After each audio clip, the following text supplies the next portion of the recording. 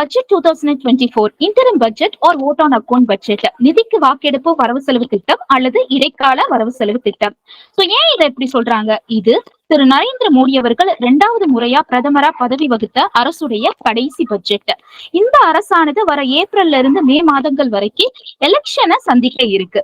So அரசியலமைப்பு சட்டம் article 116 116 படி ஒரு அரசியல் கட்சி வருகிற ஏப்ரல்ல இருந்து இந்த மே மாதங்கள்ல எலெக்ஷனை சந்திக்கிற போது கிட்டத்தட்ட இந்த 3 மாச அரசு நிர்வாக செலவுக்காக பிப்ரவரி 1ஆம் தேதி பட்ஜெட் பாஸ் பண்ணா அது நிதிக்கு வாக்கெடுப்பு வரவு செலவு திட்டம் அல்லது இடைக்கால பட்ஜெட் அப்படின்னு சொல்றாங்க.